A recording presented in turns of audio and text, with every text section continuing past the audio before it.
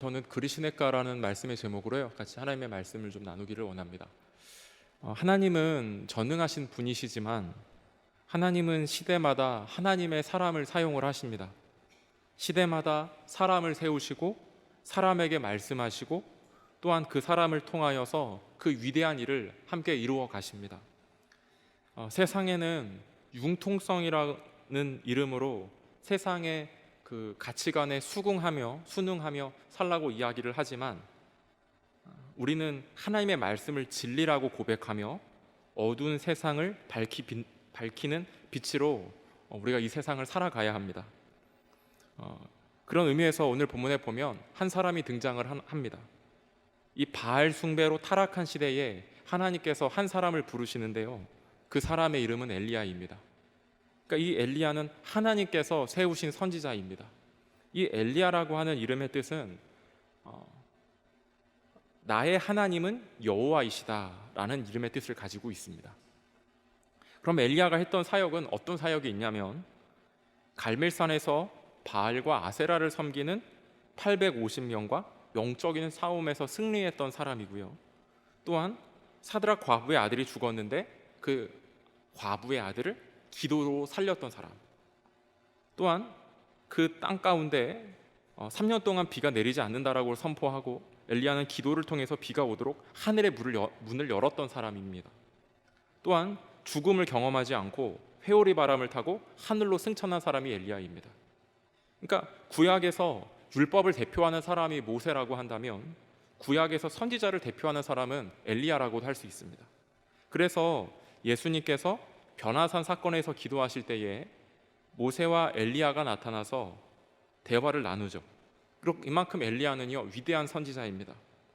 그 엘리야를 오늘 본문 1절에서요 이렇게 소개하고 있는데요, 1절 말씀에 보면 이렇게 기록되어 있습니다. 길르앗에 우거하는 자 중에 디셋 사람 엘리야. 그러니까 성경은 어느 인물을 소개할 때 이 사람이 어떤 지파 출신인지 또 아버지가 누구인지를 밝힙니다. 그러니까 예를 들어서 이새의 아들은 뭐 다윗이고 다윗의 아들은 뭐 솔로몬, 이렇게 밝히죠. 그러니까 디셉이라고 하는 것은 성경에 처음으로 등장하는 지명입니다. 근데 위치를 정확하게 알 수는 없는데요, 이 디셉 사람인데 길르앗의 지역으로 이주해서 살았던 사람이 엘리야입니다. 그러니까 이주했다라고 하는 것은 낮은 계층에 속했던 사람인 것으로 보입니다. 그러니까 엘리야는 출신 성분으로 보나 이 가문의 어떤 배경으로 보나 배움의 유무로 보나 장점이 별로 없어 보이는 사람입니다. 그런데 이런 엘리야를 하나님께서 부르시고 택하셔서 위대한 일을 감당하는 사람들로 부르셨다라는 사실입니다. 오늘날은요, 내가 가지고 있는 배경이라든지 내가 가지고 있는 학력 그리고 자산의 유무가 중요한 시대이지만, 더 중요한 것은 내가 하나님께 붙들린 사람인가가 중요하다라는 사실들을 깨닫게 됩니다.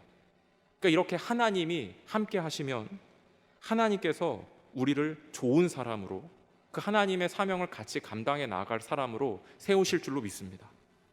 이렇게 하나님의 선지자로 부름받은 엘리야가 했던 첫 번째 사역은 그 당시 왕인 아합 왕에게 가서 하나님의 말씀을 선포하는 일입니다. 1절 말씀을 좀 다시 보시면 이렇게 기록하고 있는데요, 내가 섬기는 이스라엘의 하나님 여호와께서 살아 계심을 두고 맹세하노니. 그러니까 지금 엘리야는요 당당한 거죠. 그러니까 엘리야의 이름의 뜻처럼 하나님의 살아 계심을 믿는 사람이 엘리야입니다. 그리고 매 순간 하나님의 말씀에 따라 사는 사람이다라고 이야기하고 있습니다. 우리의 정체성은요 하나님을 믿는 사람입니다. 그런데 어떤 사람에게 우리가 하나님 믿는 사람이라고, 또한 교회 다니는 사람이라고 이야기할 때 그 그리스도인들을 바라보는 시선이 다양하게 존재합니다. 그러니까 세상 사람들이 볼 때 그렇다라는 거죠. 그리스도인이라고 하지만 언행일치가 되지 않는 모습이 있기 때문에 위선의 모습이 있기도 하고, 또한 사람이라면 모두 위선의 모습이 있긴 하지만 우리가 말하는, 그러니까 기독교에서 말하는 내용들이 다 고상하기 때문에 그 위선의 폭이 더 커집니다. 더 나아가서 더 좋은 부분에 그 내용에 자신의 욕망을 투영하면 왜곡이 일어납니다. 그러니까 하나님을 알지 못하는 사람에서 볼 때 그 진리를 의심하거나 혐오감을 느끼게 되는 것이죠. 그런데 너무나도 다른 사람들을 우리가 입장을 생각해서 살 필요는 없습니다. 그런데 우리가 삶 가운데 하나님을 믿는 사람의 정체성을 우리가 드러내야 한다라는 거예요.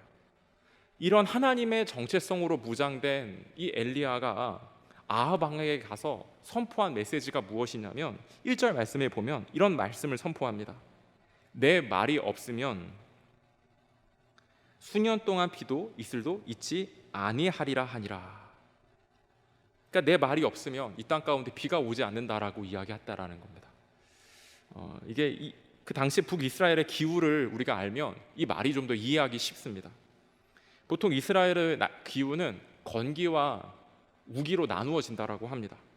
그러니까 이스라엘은 기후는 춘분부터 추분까지 비가 오지 않는 겁니다. 그러니까 비가 오지 않을 동안 이슬만 있어도 이제 작물이 자라는데 큰 도움을 끼쳤는데, 이 엘리야가 비가 내리지 않을 것이라고 하는 이야기는 이슬도 내리지 않는 이 극심한 가뭄을 뜻한다라는 거예요.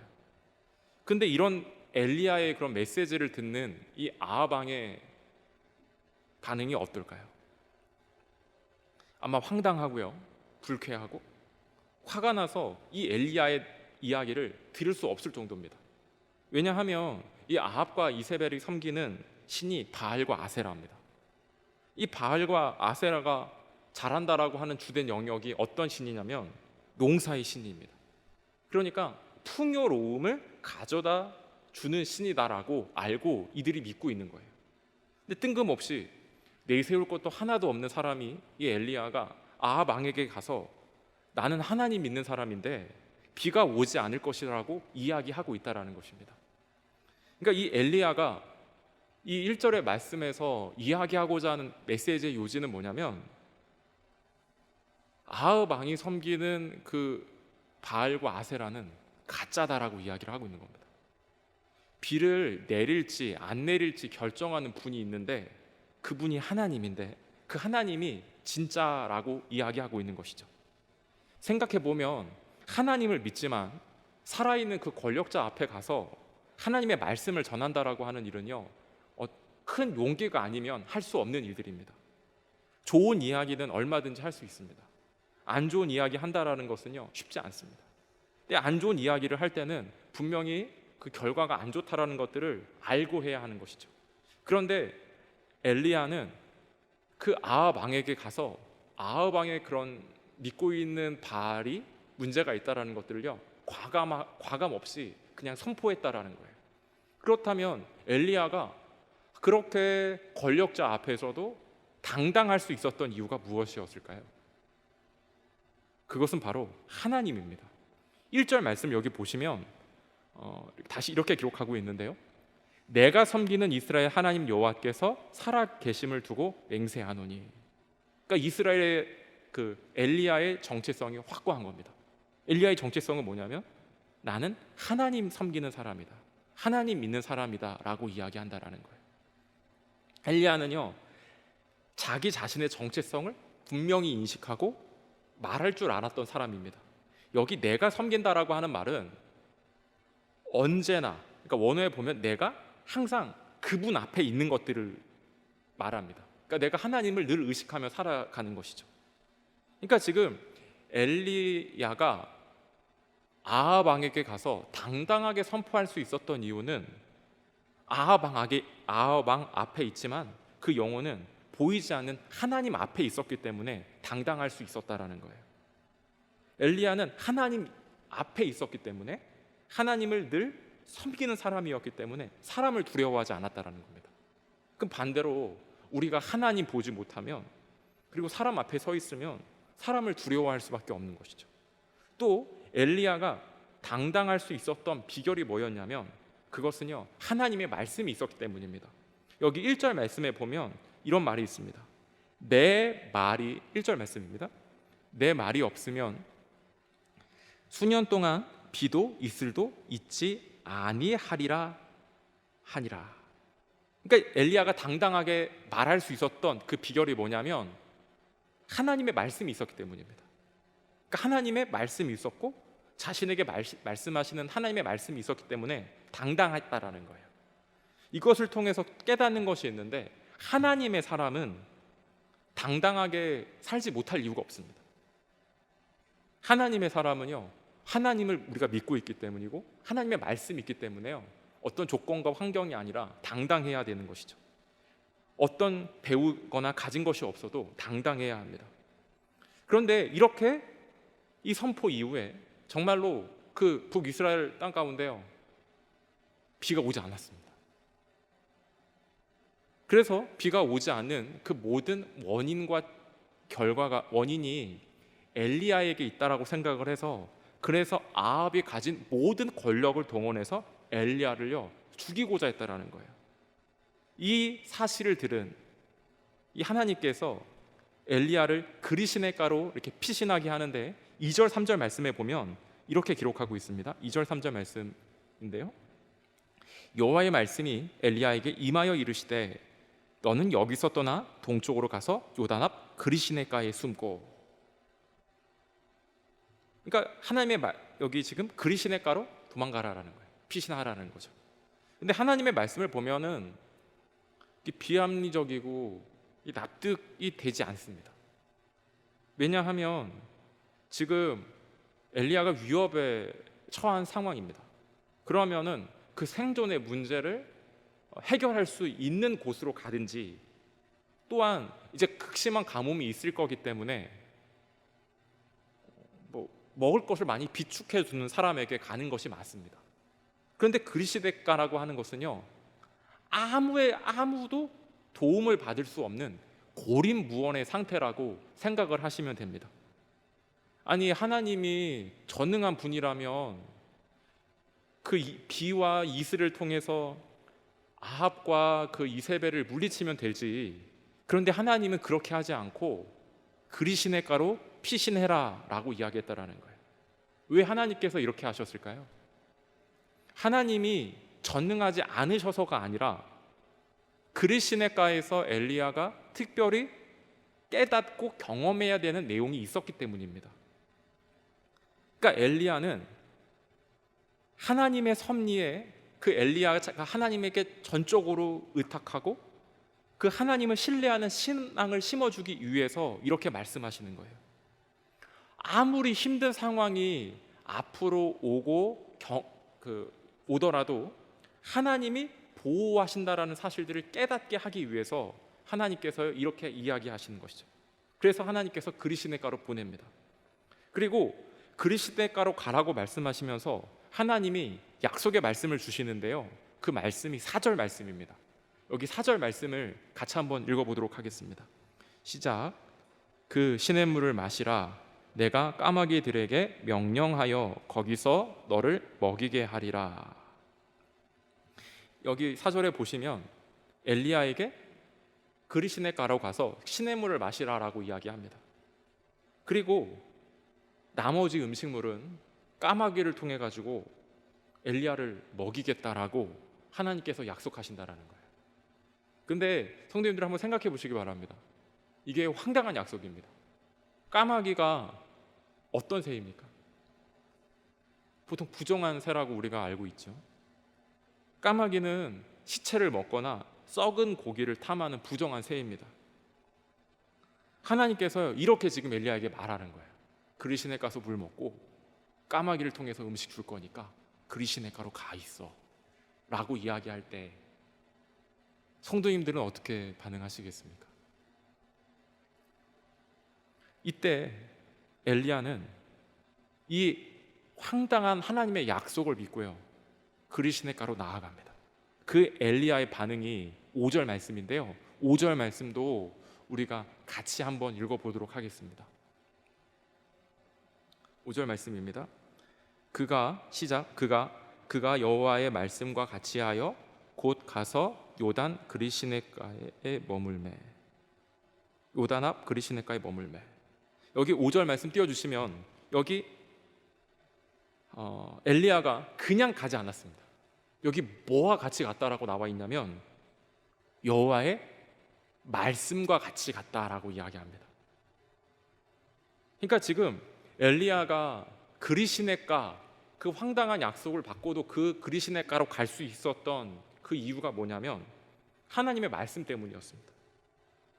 까마귀를 통해 가지고 내가 너를 먹일 거야. 그런데 그게 우리의 머리로는 이해되지 않죠. 그런데 엘리야는요, 그 하나님의 말씀에 순종해서 나아갔다라는 거예요. 그리시네가로 가야 할지 말아야 할지를 이성과 상식으로 결정하지 않고요, 하나님의 말씀에 의해서 결정하며 나아갔다라는 것입니다. 이게 하나님께서 말씀하셨어도 까마귀를 통해서 우리를 먹일 거야, 엘리야를 공급할 거야 라고 이야기를 해도 내가 그 약속의 말씀을 믿지만 그 약속을 믿고 우리의 삶 가운데 그 믿음의 발걸음을 떼기 시작한다라고 하는 것은요, 말처럼 쉬운 일이 아닙니다. 그런데요, 엘리야는요 순종해서 나아갔다라는 거예요. 여기 5절 말씀에 보면 뭐라고 얘기하냐면 그 말씀을 듣고요 곧 갔다라는 거예요. 그러니까 즉각적인 순종을 의미합니다. 그러니까 지금 이 엘리야가 그 하나님의 말씀에 순종했다라고 하는 것은 무엇을 보여주냐면 엘리야는요 하나님을 신뢰하고 있다라는 것들을 우리에게 보여주는 것이죠. 그러면서 저는 이 장면을 보면서 그런 생각이 들었습니다. 만약에 성도님들도 한번 생각해 보시기 바랍니다.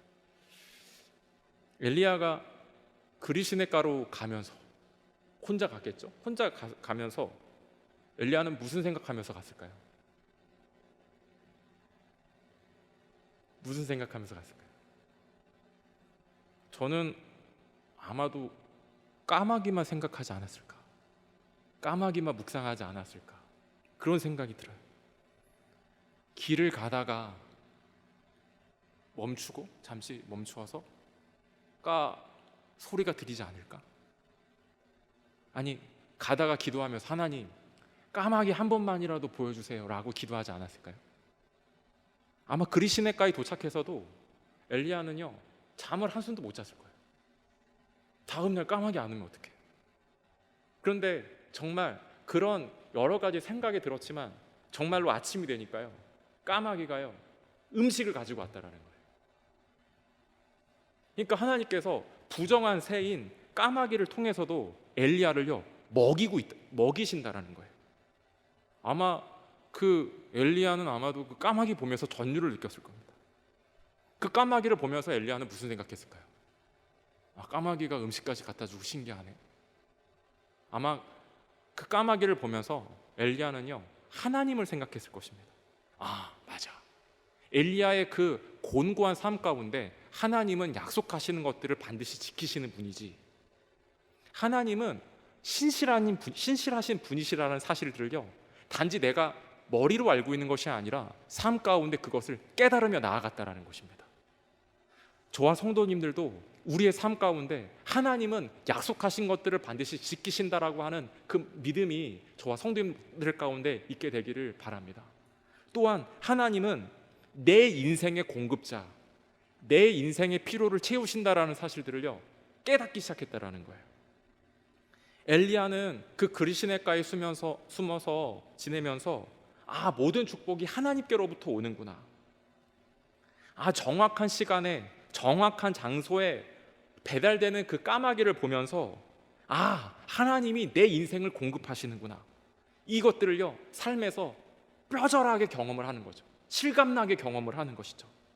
하나님은요 내 인생의 필요를 채워주시는 분이시고 내 인생의 그런 부족한 것들을 공급해 주시는 분입니다. 그런데 여기서 우리가 반드시 기억해야 될 것이 있습니다. 엘리야가 그 곤고한 그 아무도 없는 고립무원의 상태 가운데 이렇게 하나님께서 제때 시간에 그 하나님께서 예비하신 복을 경험할 수 있었던 이유가 무엇이었을까요? 황당한 약속이라 하더라도요 하나님의 말씀에 순종하며 나아갔을 때 하나님께서 이렇게 예비하신 복을 경험할 수 있다라는 사실입니다. 그렇다면 왜 하필 하나님께서는 그 많고 많은 그 동물 중에 까마귀를 보냈을까요? 혼자 있으니까 사람 말하는 사람을 보내면 얼마나 좋을까요? 이 까마귀를 보낸 이유는 엘리야가 숨어 있는 위치를 사람들이 알 수 없게 하기 위해서 까마귀를 보낸 겁니다. 그래서 하나님은 사람도 짐승도 아닌 하늘을 날아다니는 까마귀를 통해서 엘리야에게 공급해 주고 계시는 것이죠. 이것을 통해서 엘리야는 또 한 가지 깨달았을 것입니다. 그것은 무엇이냐면, 하나님이 나의 진정한 피난처가 되신다라는 사실들을 깨달았다라는 거예요. 말씀을 정리합니다. 하나님은요, 전능하신 분이십니다. 성도님들 믿으시죠? 그런데 하나님은 그것들을 엘리야의 삶의 한 가운데 깨닫기를 원하셨다라는 겁니다. 하나님은 엘리야가 나중에 위대한 사역을 하잖아요. 갈멜산에서 850명 대 1로 영적으로 전쟁을 해가지고 그것들을 이겨버리고, 또한 3년 6개월 동안 비가 오지 않는데 그 땅 가운데 비를 내리게 하고, 또한 그 과부의 아들을 살리고 어마어마한 일을 했지만, 하나님께서는요, 그것보다 더 중요한 거는 하나님이 어떠한 분인지를 삶 가운데 깨닫게 하기를 원하셨다라는 거예요. 그래서 그 그리시네가에서, 그 공고한 삶의 현장에서 하나님께서 주신 은혜가 있는 것이죠. 그 은혜가 무엇보다 앞으로 엘리야가 해야 하는 사역보다 더 중요했다라는 거예요. 그 삶의 현장에서 엘리야는요, 제가 방금 말씀드렸던 세 가지 하나님이 어떠한 분인지를 깨닫습니다. 하나님은 약속하시는 것을 지키시는 분이셔. 신실하신 분이셔. 그리고 하나님은 모든 것들을 공급하시는 분이셔. 또한 하나님은 나의 영원한 피난처가 되시는 분이라는 사실을 깨달았다라는 거예요. 여러분, 성도님들, 이 세상에서 우리를 지키고 우리를 공급하고 우리의 피난처가 되시는 유일한 분은요, 하나님 한 분밖에 없음을 우리는 믿어야 될 줄로 믿습니다. 그래서 그리시네가와 같이 곤고한 그런 시대를 살아가지만, 무엇보다 우리는 하나님의 은혜가 필요한 시대를 살아가고 있는, 하나님의 은혜가 필요한 줄 모릅니다. 그러니까 더 필요한 것이죠. 그래서 오늘 저와 성도님들과 또한 성도님들의 가정과 교회에 주님이 주시는 은혜를 우리에게 허락해 주시기를 바랍니다. 또한 그 그리시네가의 은혜를 경험할 뿐만 아니라, 또한 그 은혜를 통하여서 그 말씀들을 삶으로 살아내는 저와 성도님들 되시기를 주님의 이름으로 간절히 축복합니다.